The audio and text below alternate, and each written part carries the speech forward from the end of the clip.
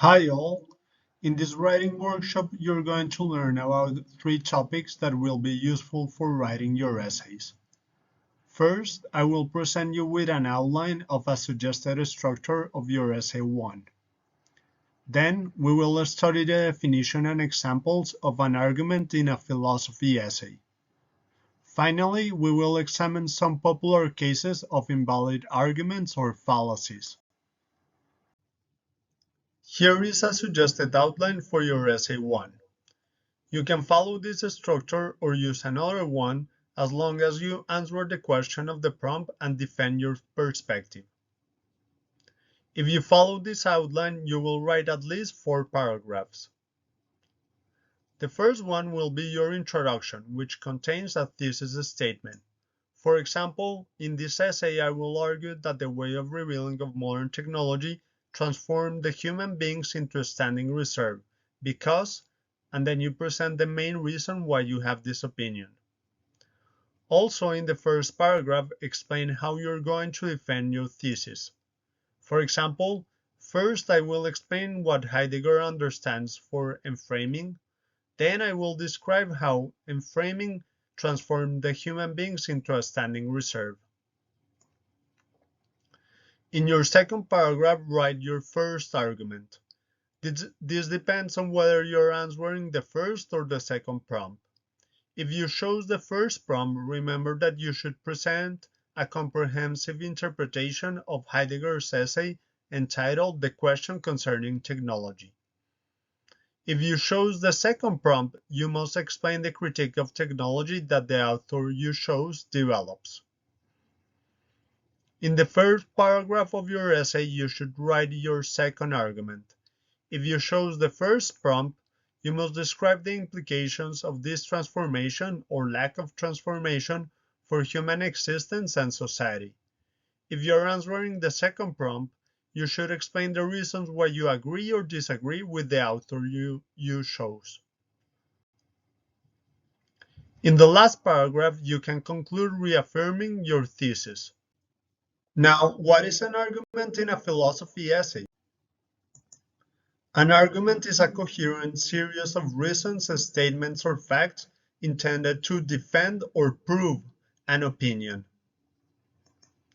It is the answer to the following question: why do you have that opinion? Let's go over McLuhan's main ideas that we studied this week. He is of the opinion that the medium is the message. Some of the reasons that he gives in favor of this opinion is that media and technologies shape our relation to ourselves and to others. They change our consciousness and our forms of association and action. He also defends this opinion with examples, such as the railway, that created new kinds of cities and new kinds of work and leisure. This technology extended our field of action and allowed the performance of new activities. Another example that he uses to prove this point is that electricity led to a transformation of what we do, how we do it, and the scale of our actions. Some connectors to introduce or close an argument. Because. You state the opinion, you write because, and then you write the reason why you have this opinion. The journey was quite quick because the road was clear. Since. You write since, the reason why you think that, and the opinion that you're putting forward. Since we have got a few minutes to wait for the train, let's have a cup of coffee. Therefore. You write the reason, and therefore your opinion. We are ethical people, and therefore we do not approve of their activities. You have here a long list of connectors. You can go back to this slide when you're writing your essay, or send me an email and I will send you this list. Specifically, a philosophical argument involves an explanation of obscure or technical terms. For example, for Heidegger, enframing consists in. McLuhan says that we live in a global village, which means that. We are now involved with everyone and everything.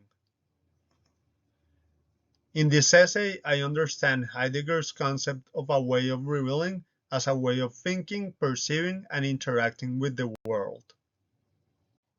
Now let's study 5 types of fallacies or invalid arguments. First, we will study hasty generalization. Second, begging the claim. Third, circular argument. Fourth, straw man. And finally, we will study appeal to false authority.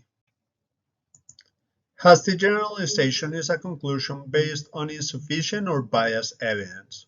In other words, you're rushing to a conclusion before you have all the relevant facts. Let's see an example that I didn't write. Even though it is only the first day, I can tell this is going to be a boring course. In this example, the author is basing his evaluation of the entire course on only the first day, which is notoriously boring and full of housekeeping tasks for most courses. To make a fair and reasonable evaluation, the author must attend not one but several classes and possibly even examine the textbook, talk to a professor or talk to others who have previously finished the course in order to have sufficient evidence to base a conclusion on. Begging the claim happens when the conclusion that the writer should prove is validated within the claim. For example, filthy and polluting coal should be banned. Arguing that coal pollutes the earth and thus should be banned will be logical.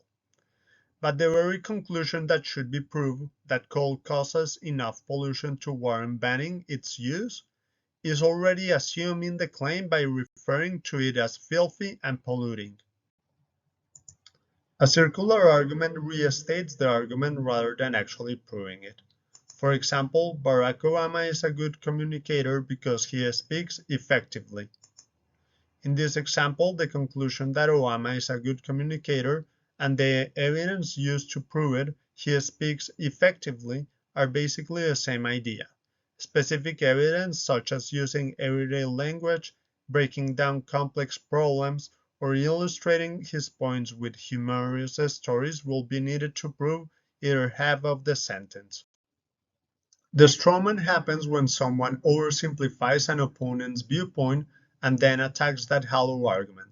For example, people who don't support the proposed state minimum wage increase hate the poor. In this example, the author attributes the worst possible motive to an opponent's position. In reality, however, the opposition probably has more complex and sympathetic arguments to support their point. By not addressing those arguments, the author is not treating the opposition with respect or refuting their position. Appeal to false authority. This fallacy happens when using an alleged authority as evidence in your argument when the authority is not really an expert on the facts relevant to the argument, or as the audience allowing an irrelevant authority to add credibility to the claim being made. For example, my accountant says that within the next 90 days the president will be impeached, so we should take this claim seriously. Unless the accountant has some inside information to the presidency, her expertise in accounting has little to do with the current administration, political and constitutional law. That's all. I hope today's lecture will be useful when you write your essays. Remember that no later than Thursday, June 15 at midnight, you should submit through Writespace your answer to the review question 7 of the page 49 of Introduction to Philosophy of Technology. Based on your reading of the pages 46 to 49 of Introduction to Philosophy of Technology and my lecture about Dreyfus and artificial intelligence. See you soon. Bye.